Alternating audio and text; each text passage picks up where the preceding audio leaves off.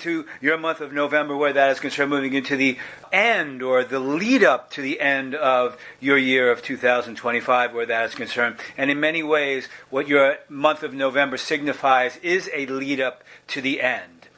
A lead up into the end and closing the doors to the old behind you where that is concerned and locking them shut. In the most immediate future, we have been speaking to you about the new you, moving into the new you, moving into the new world, moving into the new life where that is in, creating the new life where that is concerned, and opening up the depth and breadth of your heart space to the brand newness of you and the new way of beingness where you are concerned, moving into the beingness of the self where that is concerned, and opening up to the new levels of self where that is concerned, the new parameters of self where that is concerned, as you're now walking out into the new world where the adult is leading your life where that is concerned.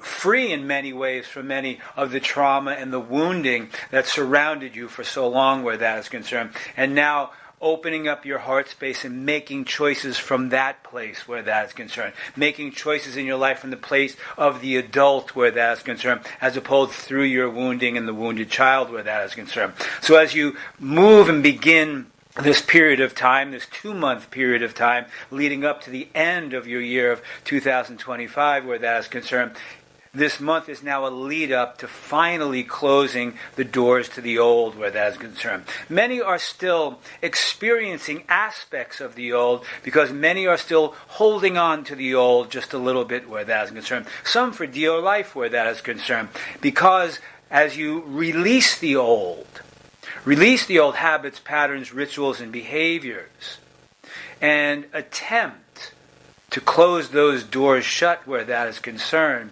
you are releasing an immeasurable amount of memory and what you are used to.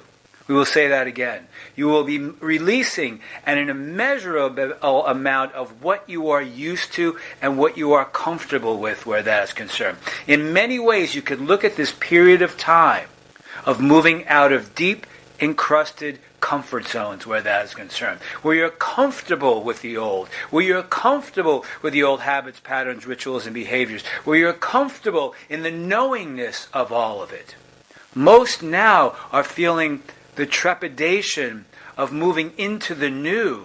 As you close the old door, walk through the opening of the new door into the nothingness of the new as the new you, because it is nothing out there. There is nothing out there that you are familiar with. So the fear that encompasses each and every wonderful, most glorious soul who has moved through this process to close the old doors behind you, what the energies and the feelings that surface for you is that I will not know anything in the new. It is an empty canvas. I am not comfortable in the new. I may not be comfortable being who I am. I may not be comfortable walking through that door in the newness of the self. Because if in fact I release all of the old, release the old habits, patterns, rituals, and behaviors, I have nothing familiar to bring with me. Because what is transpiring, dear ones, you're becoming more familiar with the new you, with the you that is unencumbered by the wounding, unencumbered by the trauma, unencumbered by the old relationships, unencumbered by the habits, patterns, and rituals and behaviors, unencumbered perhaps of needing to prove who you are as opposed to being who you are. So the uncomfortable ability that you're feeling, the uncomfortable feelings that you are feeling, is within the depth and breadth of the newness of you and the beingness of you. So as you begin your month of November and moving into your month of December and towards the ending of your year of 2025, you have this 2-month period, this period of time, this vortex of energy that you are in now to contemplate all of this. Why is it challenging for me to close the old doors behind me? Why is it challenging for me to release the relationships that no longer serve me, that no longer serve my highest good, that no longer champion my highest good, where there is no longer a balance of giving and receiving? So the questions that you can ask yourself as you move through your month of November and into your month of December are these questions. Why is it challenging for me to close those old doors?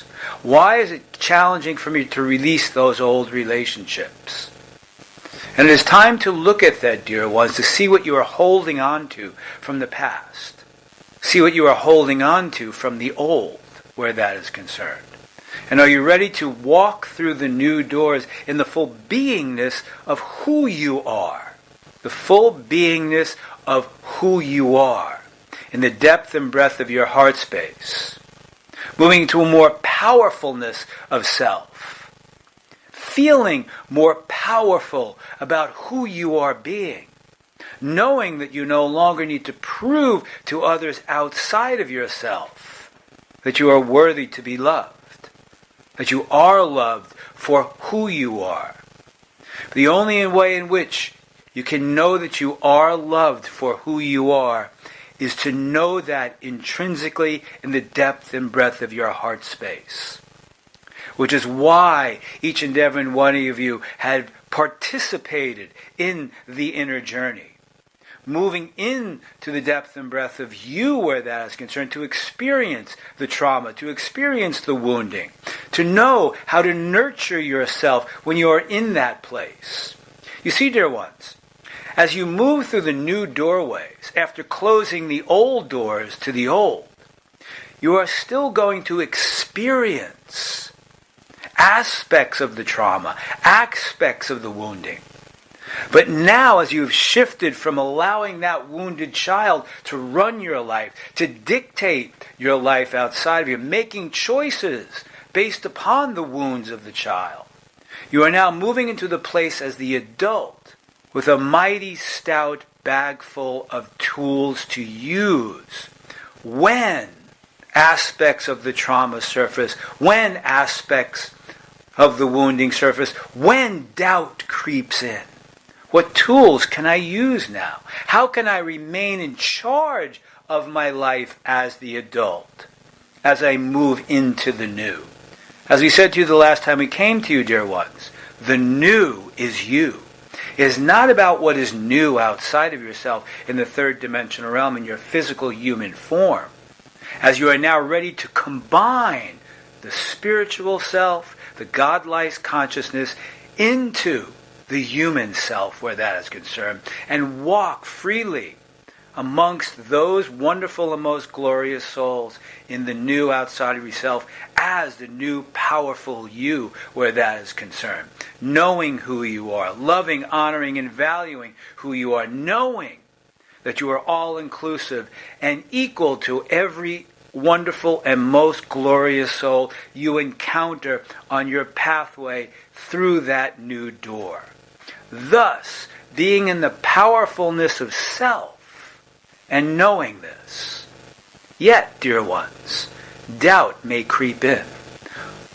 Aspects of the trauma, aspects of the wounding will creep in from time to time. Yet because you have made the choice to move deeper within the inner journey in the personal process, you now know within the depth and breadth of your heart space who you truly are. And can utilize the bag full of tools that you have to maintain that beingness. To nurture that wounded little boy and girl inside of you. And then move through what transpires and what surfaces. That is the all-encompassing you. That's the powerfulness of you.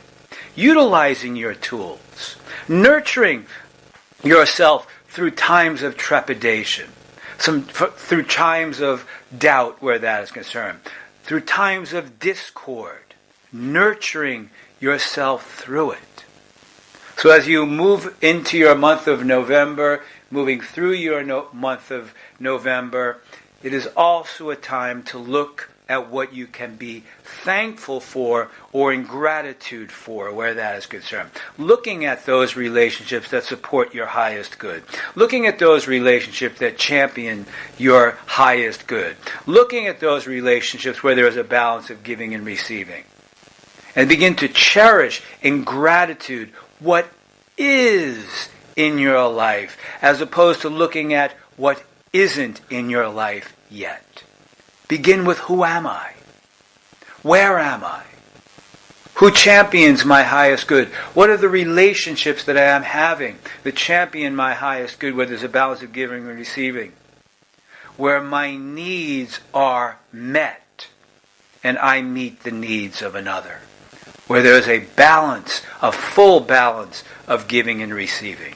So as you move through your month of November, where that is concerned, we ask you to write down for what you are grateful for, where that is concerned. And be in the gratitude of self, knowing that you have moved through this personal process.